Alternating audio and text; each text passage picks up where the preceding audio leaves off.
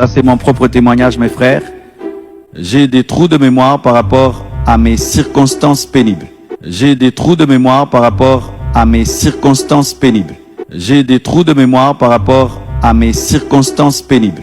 C'est-à-dire que si là, tu me poses des questions, il y a des choses que je ne connais pas. Et j'ai fait des recherches.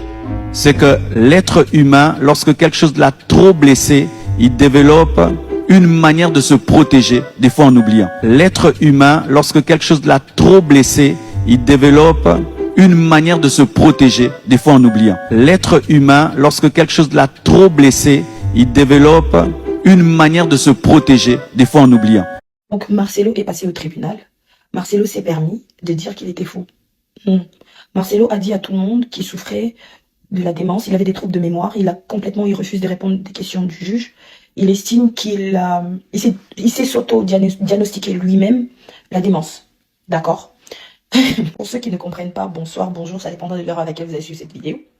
Il faut savoir que nous sommes sur le procès de Maman Blanche, le dossier de Maman Blanche. Ok, et Marcelo est passé au tribunal le 16 février 2026. Oui, parce qu'il y a eu énormément de reports de ce procès. Donc la justice a dû trouver des moyens, passer pour un livreur pour lui faire signer les documents. Et Marcelo, en fait, s'est présenté au tribunal après plusieurs reprises, après plusieurs refus. Il s'est présenté au tribunal pour le procès pénal. Et là, quand on commence à lui poser des questions s'il est marié, il ne sait plus. Il a dit que non, il n'était pas marié. Effectivement, c'est vrai. Il n'est pas marié à Esther, civilement. Et puis, il y a eu la partie où on pose la question à Marcelo si est-ce que sa femme, elle est morte quand? Qu'est-ce qui s'est passé? Où est l'acte de décès? Et là, Marcelo, il a dit qu'il se souvient de rien. Il ne sait rien. Sa mémoire lui joue des tours. C'est compliqué. C'est compliqué. Donc là, il y a eu un report de ce procès parce que même les juges ne comprennent plus rien. Il s'est lui-même s'auto-diagnostiqué devenir fou. Donc même les juges ne comprennent pas. Il est en train de jouer la carte de la folie là. À tous ceux qui le défendaient, vous êtes où en fait? Venez défendre Marcelo. Oui, parce que là, il en a clairement besoin. Vous comprenez pourquoi est-ce que Marcelo refusait de donner les documents? L'être humain, lorsque quelque chose l'a trop blessé, il développe une manière de se protéger, des fois en oubliant. L'être humain, lorsque quelque chose l'a trop blessé, il développe une manière de se protéger, des fois en oubliant.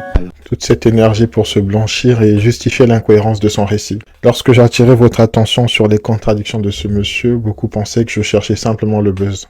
Or, aujourd'hui, les faits démontrent que sa version méritait d'être examinée, puisque la justice elle-même s'y intéresse désormais. Devant les juges et aussi pour tenter de soigner son image, Marcelo invoque en plein culte les trous de mémoire et se présente comme fragile, comme un homme traumatisé par la disparition de sa femme, au point où il aurait oublié les détails importants. Or, lorsqu'il s'agit de critiquer ou de mettre en cause d'autres personnes, son discours paraît étonnamment précis. Cette nuance sélective interroge car elle donne l'impression d'un changement de posture selon les circonstances. Le pasteur Marcelo a été convoqué ce 16 février au tribunal afin d'être interrogé sur les circonstances du décès mystérieux de son épouse, connue sous le nom de Maman Blanche. Et plus l'affaire progresse, plus certaines versions initiales paraissent fragiles car plusieurs éléments ne concordent pas entre eux. D'après les analyses disponibles, il ressort que Maman Blanche serait décédée à Lubumbashi et non en Turquie. Cette nouvelle hypothèse vient expliquer, du moins en apparence, la rapidité avec laquelle le corps a été rapatrié. Cependant, elle contredit directement le récit initial qui évoquait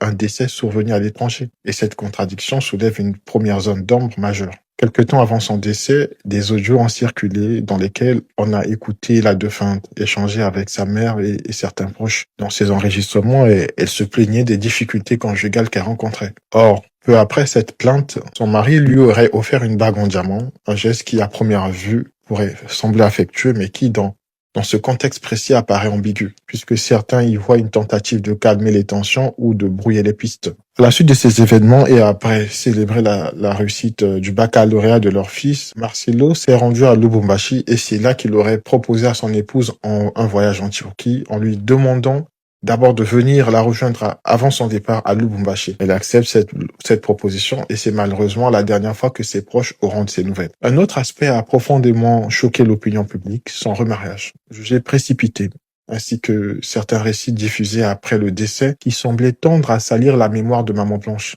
À cela s'ajoute une attitude perçue par beaucoup comme empreinte de prétention, ce qui a renforcé le malaise et la colère d'une partie du public, ainsi qu'auprès de la famille de Maman Blanche. Ensuite survient un élément déterminant. Le jour de l'arrivée du corps, censé provenir de Turquie, il aurait été interdit à toute personne de filmer. Malgré cette consigne, quelques images ont pu être enregistrées. Ces images montrent que le cercueil est arrivé par Air Cargo, une compagnie réservée aux vols nationaux. Dès lors, une question essentielle se pose. Comment un corps censé venir de Turquie peut-il être transporté par un avion affecté principalement aux liaisons internes? C'est comme ça que plusieurs observateurs estiment qu'il pourrait s'agir d'une mise en scène et que le décès serait intervenu à Lubumbashi avant le voyage en Turquie du pasteur Marcelo. Dans cette hypothèse, le déplacement à l'étranger aurait servi à construire un récit différent destiné à l'opinion publique. Il ne s'agit pas ici d'affirmer une culpabilité, mais de constater l'accumulation d'incohérences. Car prises séparément, ces anomalies peuvent sembler anecdotiques, tandis que mises bout à bout, elles dessinent un tableau préoccupant.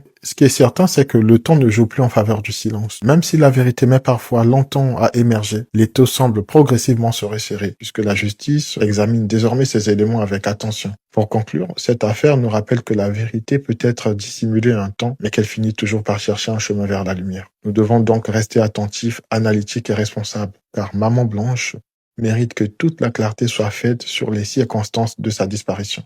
Ça, c'est mon propre témoignage, mes frères. J'ai des trous de mémoire par rapport à mes circonstances pénibles.